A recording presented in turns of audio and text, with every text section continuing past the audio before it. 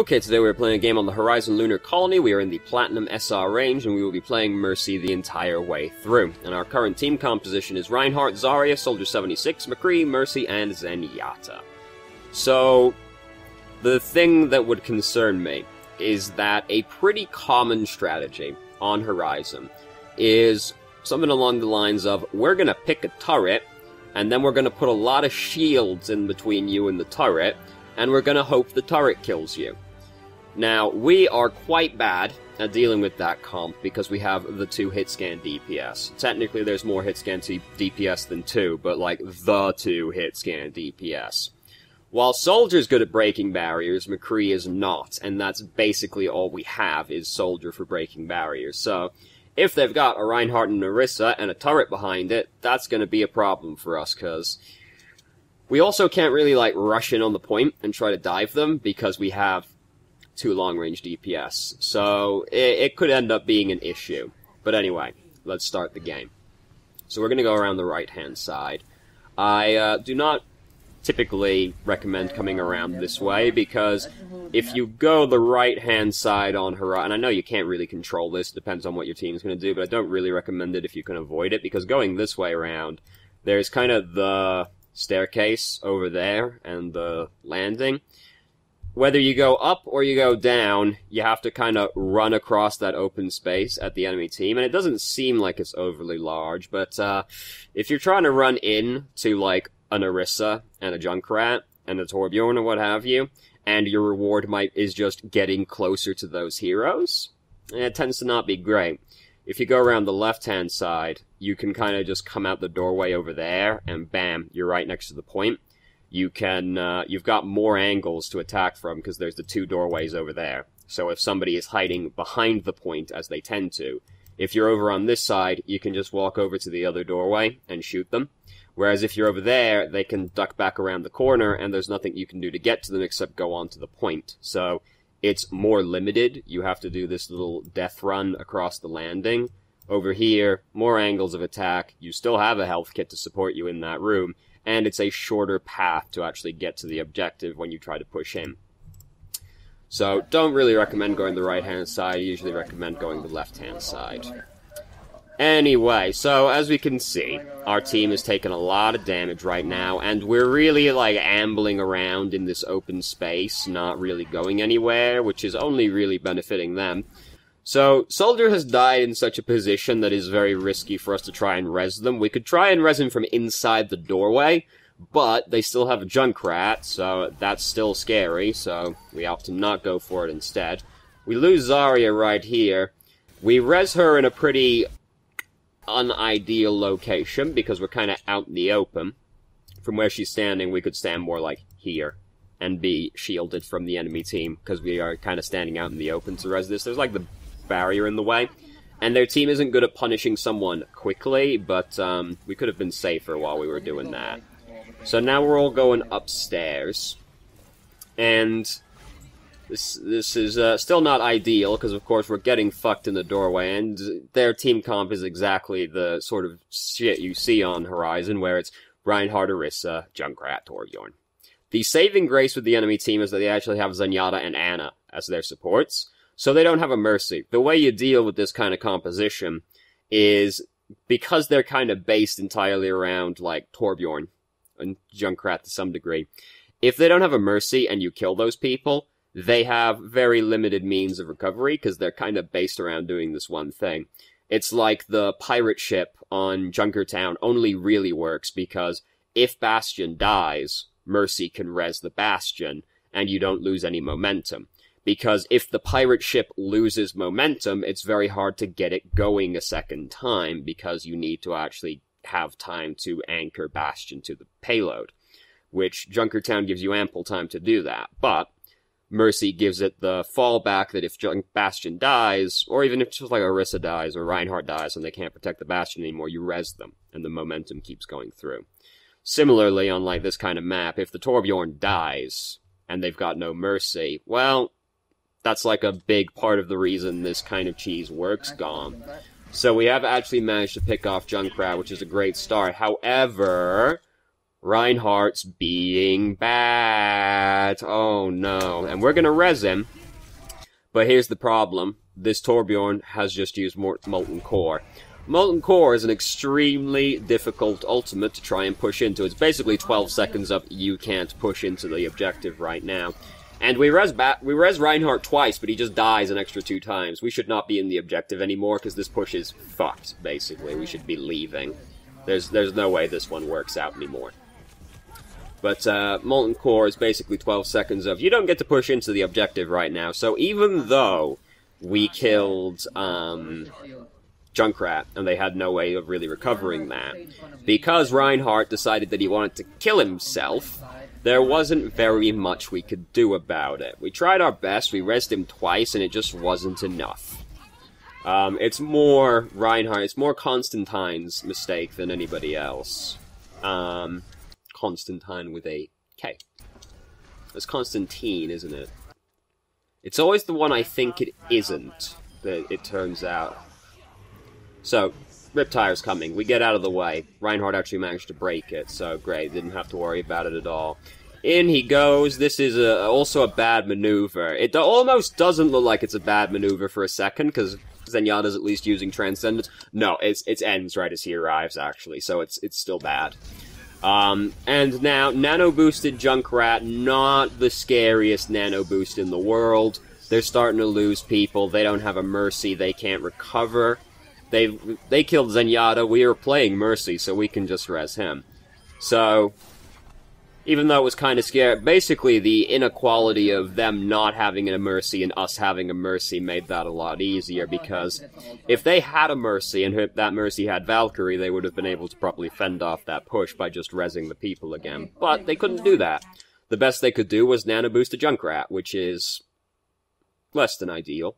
This is, coming back to the issue, it's like Ana has a lot of issues right now. It's just like on that kind of team composition, Ana has basically nothing going for her, because it's like, there's nobody for her to nano-boost that's very good. The best person she could honestly nano-boost most of the time is probably going to end up being, Reinhardt or Orisa, because, yeah, Junkrat does a lot of damage, but it's not exactly consistent damage at the same time. Except for the mine, of course, or if you're good at aiming, but Orisa and Reinhardt pretty consistent, just not really ideal boost targets. Also, if they're pushing into the point, nano-boosting those people gives you a lot more survivability. But, this is the problem Ana has. She just, like, there's nobody to nano-boost on that team that's good. It's all sad, right?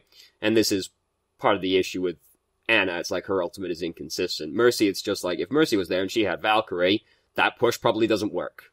Because they have Ana and Zenyatta, but we have Mercy, that push works for us, so. Anyway, Ana needs buffing somehow, is the moral of the story.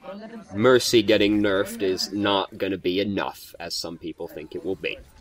So you might have noticed, by the way, we're going to be here for a while. Yeah, we do a couple rounds on Horizon. We actually only do 3 rounds, and yet it ends up being this long, so think about that one for a minute. So, Reinhardt charged off like a madman again. We've decided to use Valkyrie quite early, but that's fine. It lasts an eternity, so there's really no rush. And 2 people are dead on their team right now. They still do not have a Mercy. Even if they did, she wouldn't be able to res those people, really. But their Torbjorn is now using Molten Core. Our Reinhardt just got killed. We can res him again, but now Valkyrie's out, and we're starting to lose momentum, and there's nothing we can really do to kill the Molten Core Torbjorn, at least not quickly. If Zenyatta had his Transcendence, maybe this goes a little bit better, but there's not really very much we can do to really help with this fight, because it's like, we use Valkyrie really early, yeah, but it's the kind of ultimate you can use really early, and we still get to use both reses. We res Diva, who is of course good, and then we res Reinhardt, so we res both the tanks again, but it's just like, there's just really nothing else we can do after that point. We can run after these people and heal them, but it's a 2 CP map. We couldn't kill the Molten Core Torbjorn. Molten Core Torbjorn is, really kills a team's momentum. And it's a 2 CP map, so their spawn is right there, so they get to reinforce really quickly, even though people got picked off. Remember how they made spawn changes? So it's like if the attacking team is in control of the point, it starts to like make the spawn take longer. And then obviously in overtime it adds the flat increase on time. But like, yeah, exactly as I predicted when those showed up in the patch notes. Once it makes functionally no difference to the two CP maps because the spawns are so close. Like that spawn, the second spawn on Horizon, well, the only spawn on Horizon rather, is literally like 18 feet away from the checkpoint. So it's really hard to capture the checkpoint. As it turns out, this is a bit of a recurring theme with all 2 CP maps, isn't it? Can you believe there was a point in time where, like, it didn't care about the percentage captured? Right? Like, it used to just be flatly, did you capture it, or did you not capture it? And that was it for, like, 3 seasons. How did any game ever end in not a draw? It's one of those things where you think back on the early days of Overwatch, it's like, can you believe the game used to function that way? Thank goodness. And it used to also, and like, there was like the not saving the ticks. Well, no, there was always the saving the ticks, but it didn't value the ticks really, so it was terrible. Those were some dark times. Unfortunately, 2CP is still in the game. All we can hope for is that Blizzard doesn't make any more of the maps, but of course they will. And every one of the, if trends continue, the next one's going to be even worse. They're like, we decided to give up on 2CP. Now it's just CP. Now it's just one checkpoint. It's just an open space where you spawn directly on the point. You laugh and you say, oh, that's ridiculous. Blizzard's a pretty ridiculous company. You know? Anyway. So we're trying to push in right now. Our team has decided to try and go left this time. Left is usually a pretty good way to go.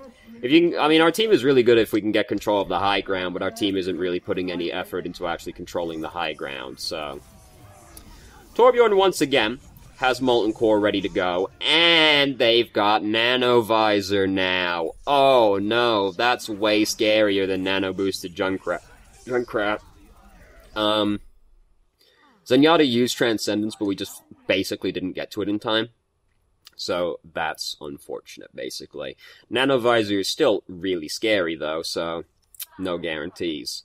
We are now, I believe, checking our Reinhardt stats. Our Reinhardt's not fantastic. I'll give you that one. I've definitely seen better. So Junkrat's changed to, McCree has changed to Junkrat now, rather.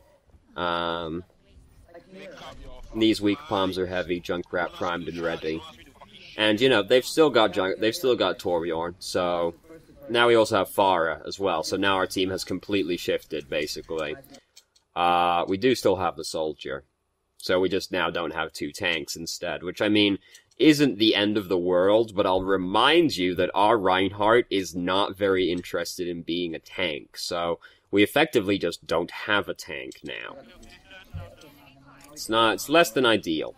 But we have a lot of things that can fuck a turret, so there's that. However, that was not proper play for Pharah, and Pharah promptly died. They do have a Soldier, and a Nana, so Pharah can't really do that one. Also a Zenyatta, so Pharah's not allowed to do that, because just going out into open space like that gets you killed as Pharah.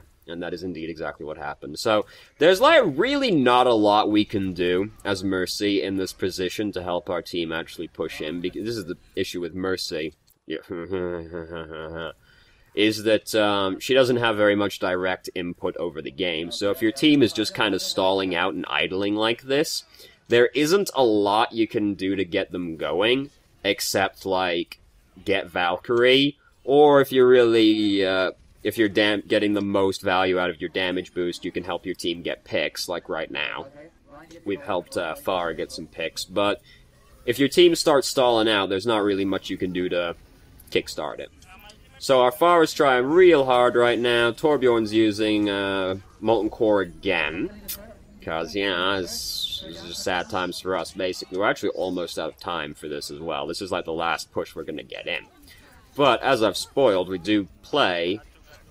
wait, no, we play more than 3 rounds. What am I talking about? We play 4 rounds. Right? Yeah, we play 4 rounds. I'm stupid.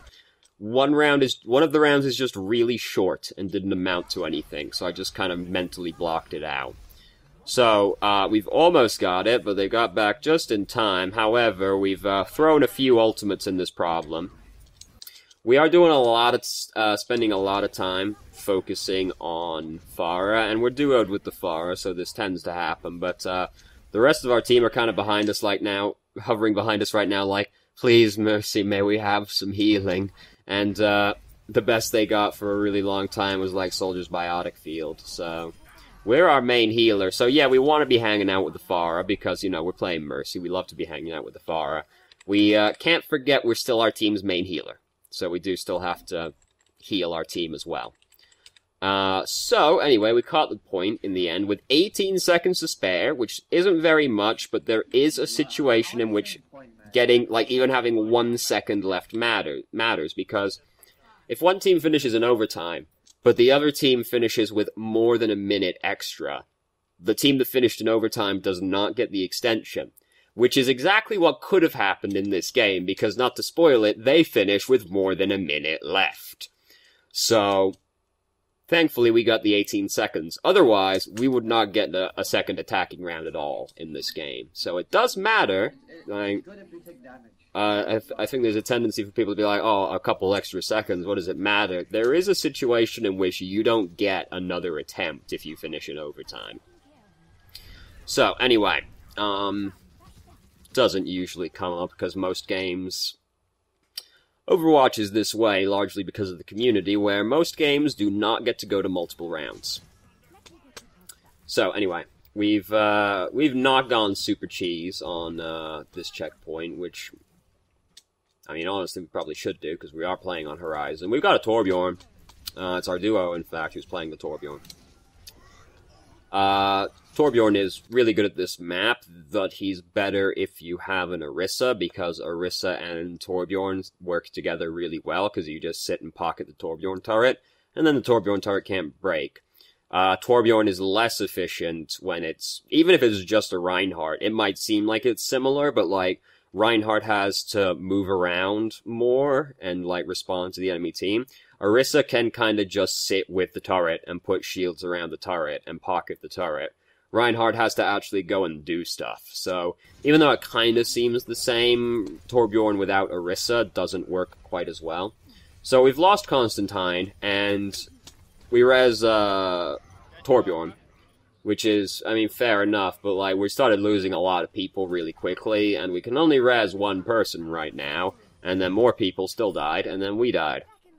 We're gonna lose that checkpoint, because we lost people early on. If people get picked off on your team, you kind of get fucked like that. It's just kind of how it is.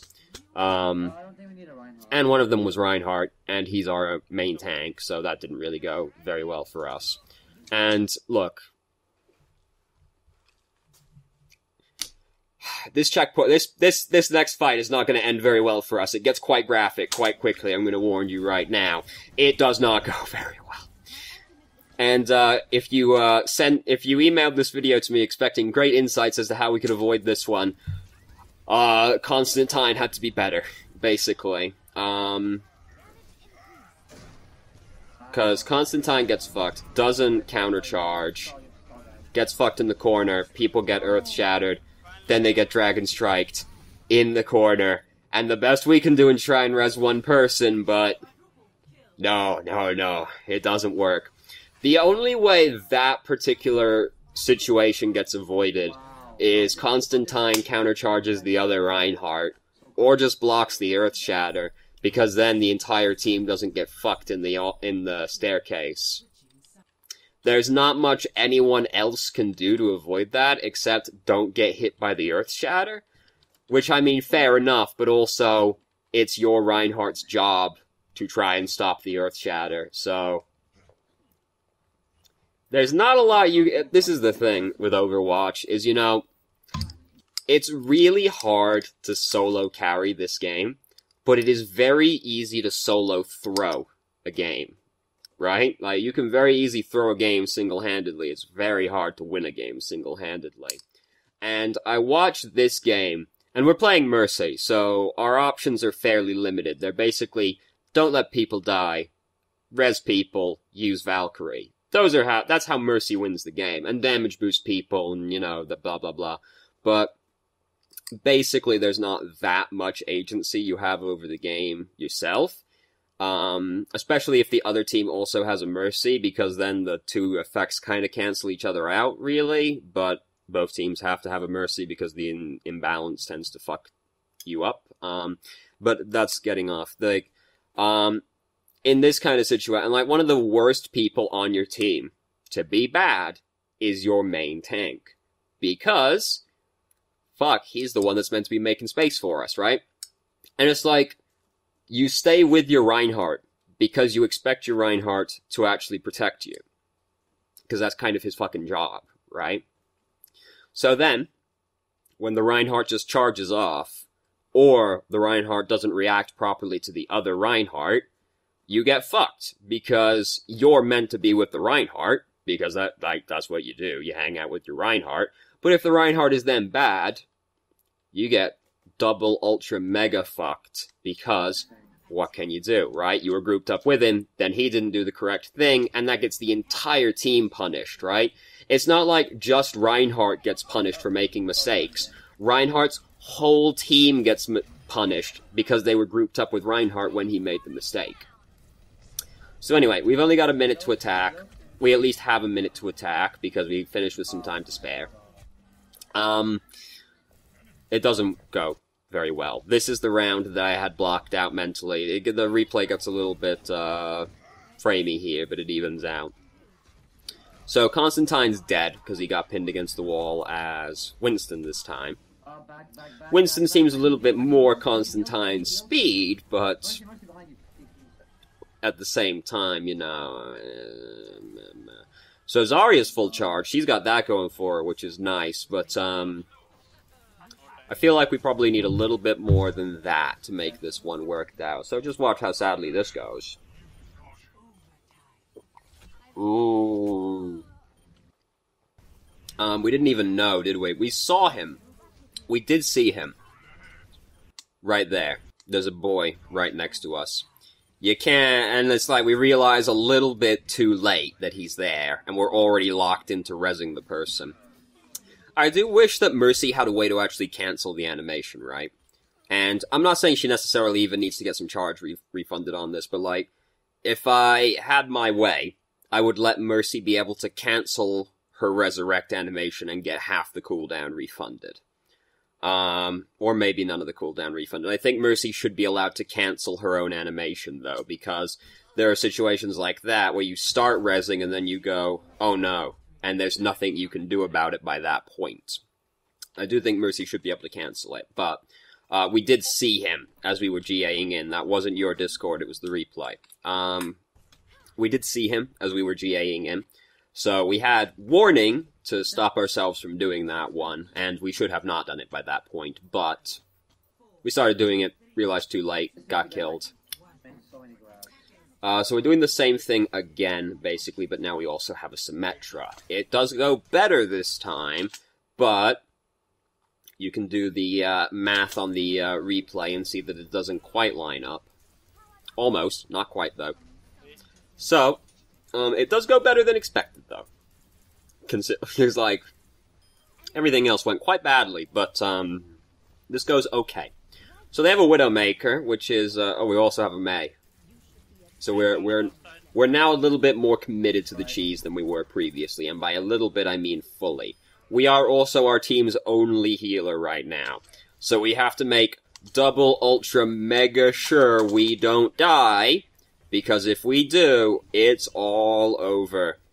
Not to imply we can treat our life frivolously in general, but we have to be more cautious than usual because we're fucked if we die.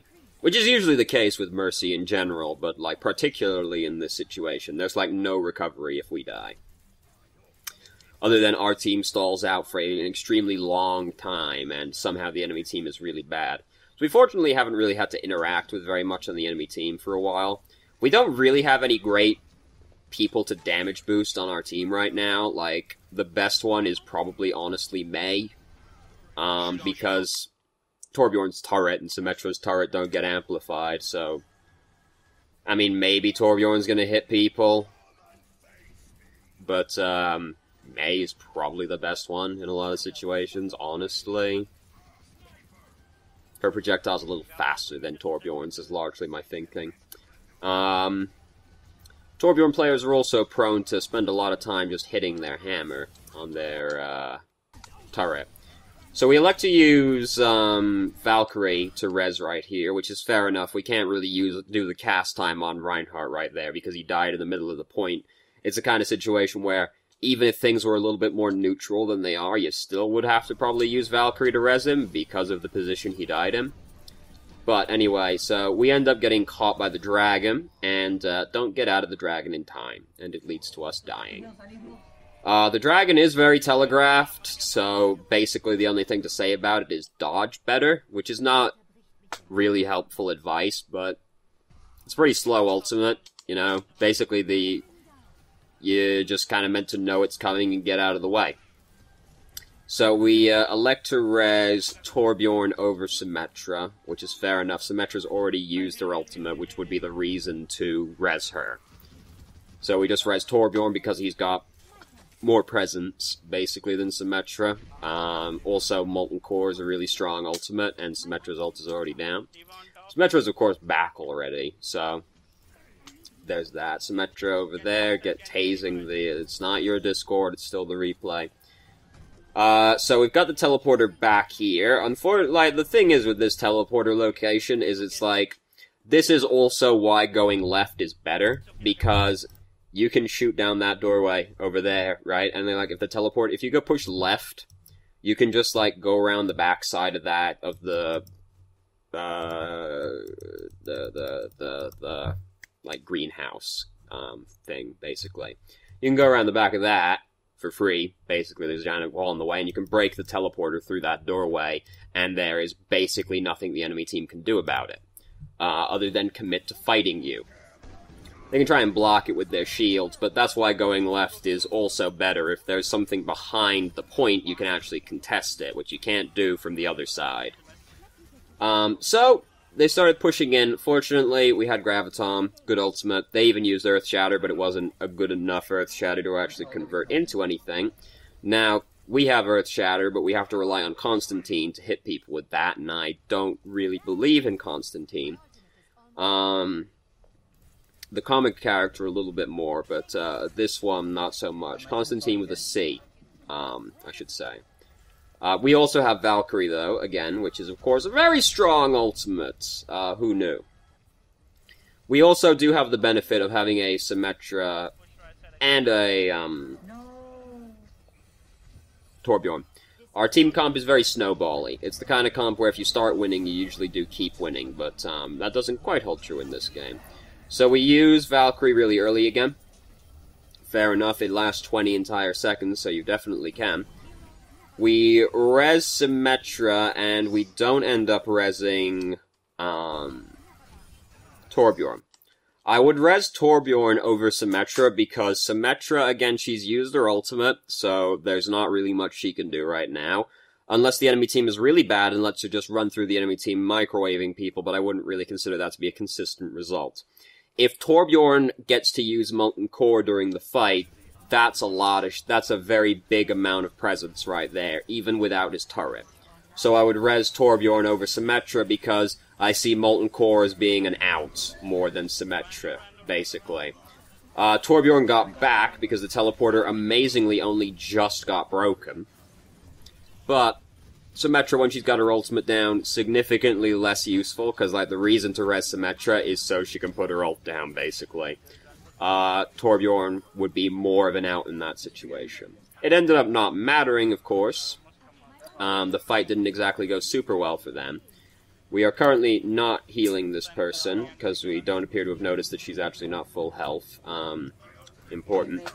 So we have Grav Blizzard right now, which is not exactly an incredible combination, but it is a combination. You know, it will work. It's just not one of the typical ones, right? Blizzard also fine by itself. Grav happens over here. Mei doesn't throw her ultimate because she was over on the left-hand side, I presume? Which is a very big, unfortunate thing. I don't think I'd even res the Zarya, and here's why. When you resing Zarya is often less impactful than resing most other people, because Zarya gets resurrected with 0 charge. Zarya as a hero is kind of dependent on having charge to do anything. And if she's already used a Graviton, so obviously that doesn't factor into it anymore. I would save the Resurrect to resurrect somebody else, because Zarya being res at 0 charge is an extremely low impact res. Whereas if if Mei dies, or if anybody else dies really, and we res them, they are probably going to have more immediate impact upon being resed than Zarya is, because Zarya has to actually build up charge again to start being a useful member of the team. Everyone else is baseline more helpful, basically. Like, if we could res Reinhardt right here instead, that would be a bigger deal than resing Zarya ended up being, because Zarya did indeed do nothing. And she had no charge, because she got resed, so it's just how it is. Zarya is usually a less impactful res than other heroes, because she needs charge. Especially in this kind of situation where, you're only going to get one fight, basically. You need as much impact coming into the fight as possible. So, unsurprisingly, this is play of the game. It's actually the Reinhardt that does all this, but Hanzo's, of course, the one that gets it. So, there's not that much to say about the replay, because basically everything, like, the reason this game goes so badly is not your fault. It's like, if you gotta point at a specific member of the team and go, that was the weak point, you definitely point at Constantine over here. You know, there's, like, resing people in, awkward positions, like I'm thinking of the Zarya right at the start, where we, resed, like, right in front of the staircase when we could have stood out of the way. When we're using Valkyrie, we don't seem to be paying much attention to our positioning, also. And, I mean, you don't usually have to pay super close attention to your positioning, when you're using Valkyrie, but you do still kind of have to think about it, especially based on, like, what the enemy team is doing. Like, if they have a soldier, you do have to account for the fact that he can use Tac Visor, and you need to know what you're gonna do if he starts using it. But then there's, like, the first attacking phase, we're, like, hanging out over the point when the push is already over and done with, and we're not going to win the fight, rather than just leaving. Then there's, later on, we're not thinking, like, they've changed to a soldier, we didn't really think about it, we're just out in open space, so then when he uses Nano Visor, we react too late and don't get out of the way in time. But, that's the kind of thing you need in the back of your mind when you're doing that. And, the other thing that stood out was, like, when our duo was playing Pharah, we were really focused on the Pharah, which you're usually fairly focused on Pharah as Mercy, because Pharmacy is, of course, very annoying. But you can't forget that you're also your team's main healer. So even though you want to be hanging out with the Pharah, you do also need to bear in mind, my team needs me to heal people, because we kind of let that slip at points during that as well. And you gotta remember, my team needs me to heal them. So, those are the things that stood out the most in this game. This is not a game that you personally affect the outcome of, I just don't see it happening, especially as Mercy, who has limited ways to help her team when they're stalling out. You don't change the outcome of this game personally. I don't see any way you make it happen. It's just, was it perfect? No, of course not. No game is ever 100% perfect, but there's no way that you turn this game around, basically. So, thank you very much for watching if you did. If you have any questions, feel free to ask. I'm more than happy to answer, and I hope you found the video helpful.